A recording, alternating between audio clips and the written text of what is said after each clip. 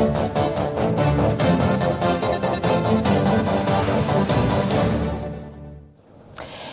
I'm Maria Rodriguez Abalde. Thanks for joining us here at AnewZ. The Russian ruble fell this week to its lowest level against the dollar since the beginning of the war in Ukraine. Invention is the mother of necessity, and Russia's response to largely Western-imposed economic and trade sanctions has shown the extent of that inventiveness. We have with us Mr. Stefan Jovanovic, Vice President of Center for International Relations in Serbia. Thanks for your time. Thank you for having me. Thank you. So it seems that the war remains sustainable for the Kremlin. Well, I think that Kremlin is now, and Russia in general, are now going through the economic structural reform, as we heard a few days ago from the President Putin. But I think that so far the Russian economy is now a wartime economy. So looking from European perspective, I think that the Russian economy is performing quite well, having in mind that they are currently in war. Yeah, let's talk, for example, about another kind of relations, because Russia and China are adapting to mutual payments challenges caused by Western sanctions. But these mechanisms, do you think, are reliable? Well, I think that still US dollar is a world currency, and I think that they're trying now to find substitution for US dollar, not only Russia and China, but the whole BRICS countries and this this organization like BRICS. They're trying to find substitution for dollar, but still I believe that the dollar will remain as a world currency. There is a lot of difficulties to establish a new world currency. So, but basically, this war actually bring the China and Russia more closer than before, definitely.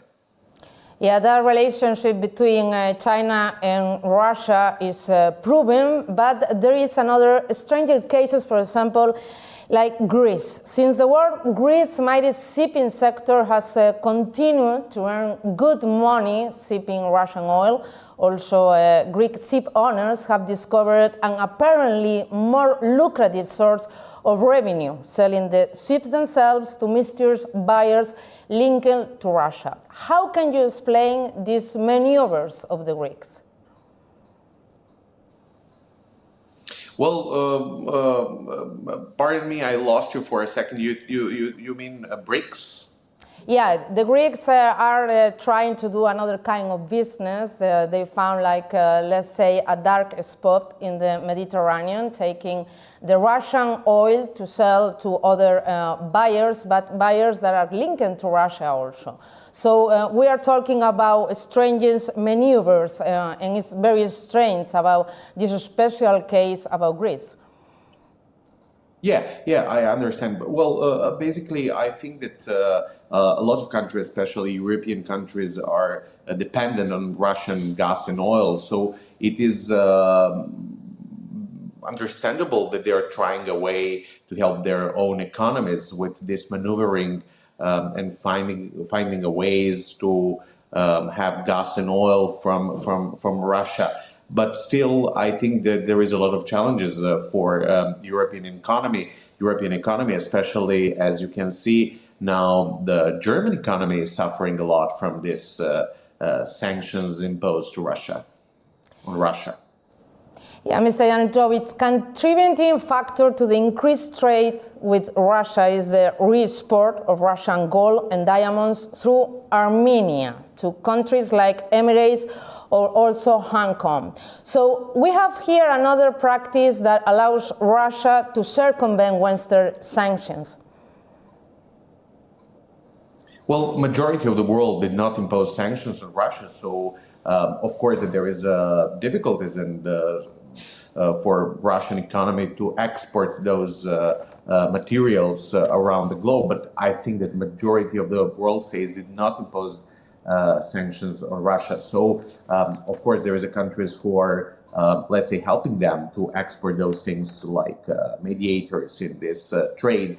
But definitely, what is important to know that majority of the world did not impose sanctions, and it's the main difficulties is for Europe, who we can see are suffering a lot from imposing sanctions on Russia. Yeah, let's talk about this. Resilience is evident on the paper, but the real impact is felt by individuals and businesses navigating a fine line between stability and strain. So the real economic war, it seems to be on the streets more than in the office. I don't know. Are you thinking, when you're talking about streets, are you talking about those riots that has happened in Europe because of the economic crisis? But definitely, when you see Europe before the war in Ukraine and Europe now, you can see that ordinary people are struggling because European economy is affected with with these sanctions.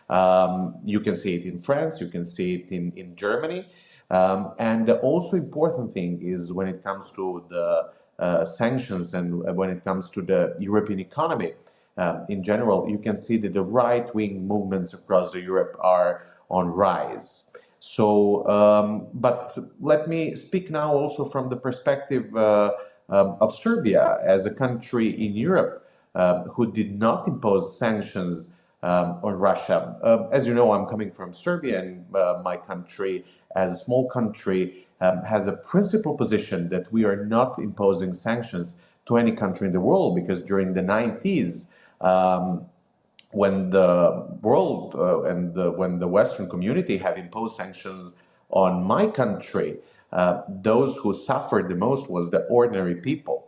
So based on this, we are not supporting any sanctions, and this is why Serbia is now, let's say, the only country in Europe and the only EU candidate country who did not impose sanctions on Russia.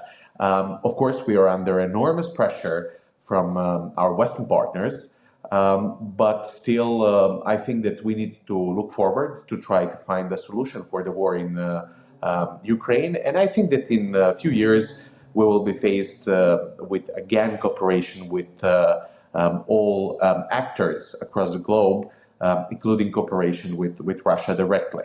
Mm-hmm. Serbia and everyone is waiting for Donald Trump's arrival, but can we really expect the end of this war with the new president?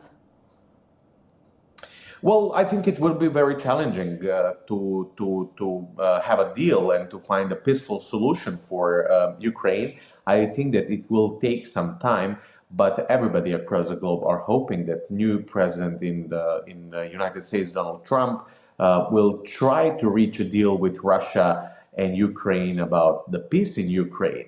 I think it will have there will be a lot of obstacles for reaching that deal, but I hope so. I really hope so that there will be possibility for a peaceful solution in Ukraine. Speaking of which, I believe that Serbia is a country who did not impose sanctions on Russia and who's also having a good relationship with Ukraine, and a country who's respecting the territorial integrity and sovereignty of all UN member states. I think that my country, Serbia, and Belgrade could be a good place for a peace conference on Ukraine. Belgrade can be the place where both President Trump and President Putin, but as well President Zelensky, can meet and to discuss peace in Ukraine. Mm-hmm. Well, here we have that idea. We will see in 2 months. Thank you so much, Mr. Jovanovic, for your comment on this topic. We hope to talk with you again in another occasion. And thanks to our audience. Also keep informed with AnewZ. Wish you a lovely evening.